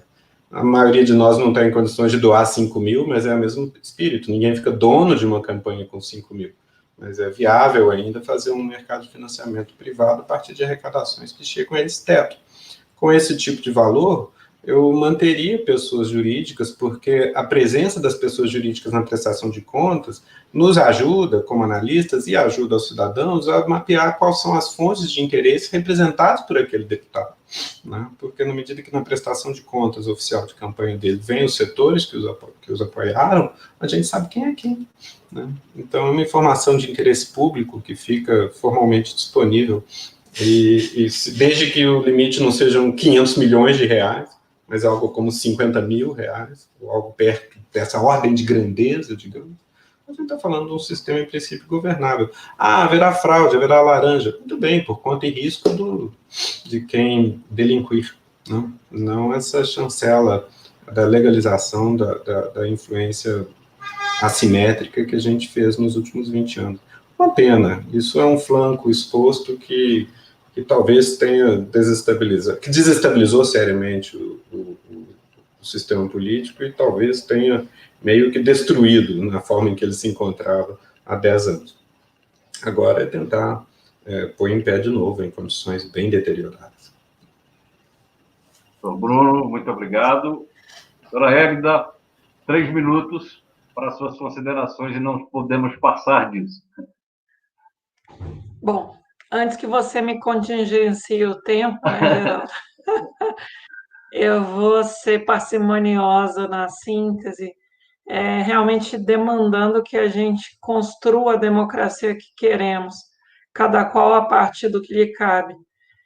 O que me preocupa é que a gente terceiriza, sabe, esse esforço de observação, de acompanhar os dados de execução orçamentária e mesmo as propostas de governo. A gente está falando aqui de eleições municipais e é interessante lembrar que 2021 é ano de plano plurianual dos municípios.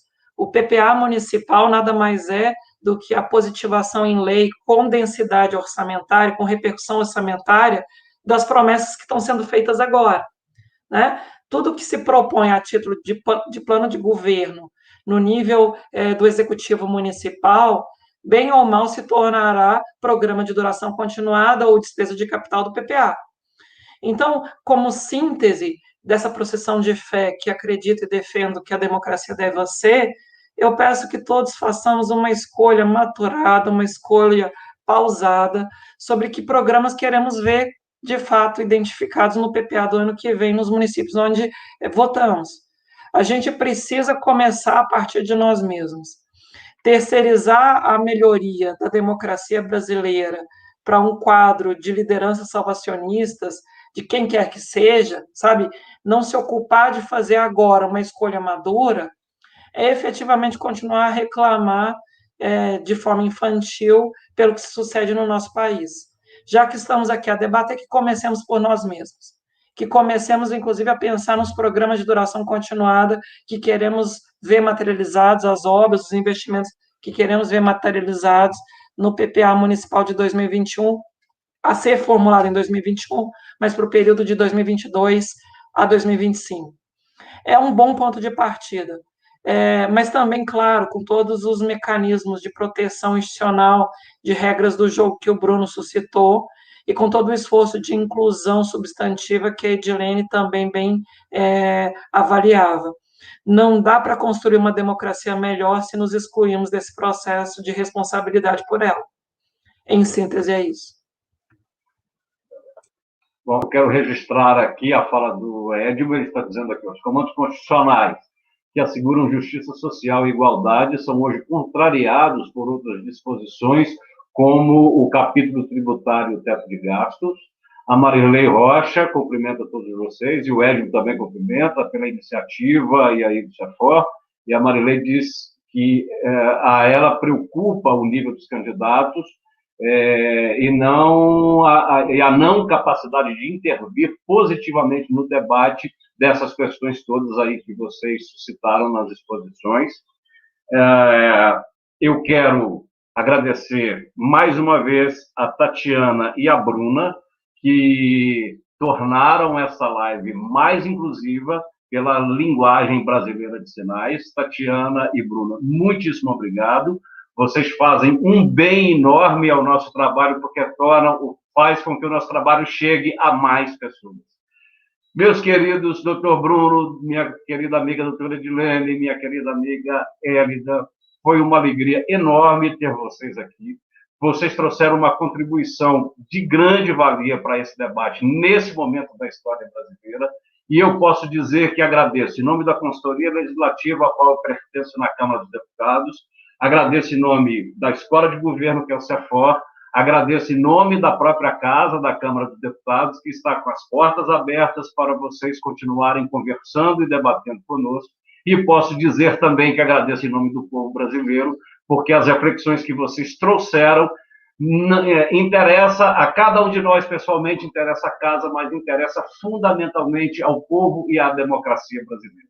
Muito obrigado. Nós encerramos aqui, então, o nosso 8º encontro, agradecendo também a todos vocês que nos acompanharam, prestigiando e fazendo as suas indagações, e continuamos juntos. Daqui a 30 dias temos eleições no Brasil. Até lá, precisamos continuar as nossas conversas entre nós e com os nossos candidatos. Muitíssimo obrigado a todos vocês. Uma boa tarde a todos e a todas.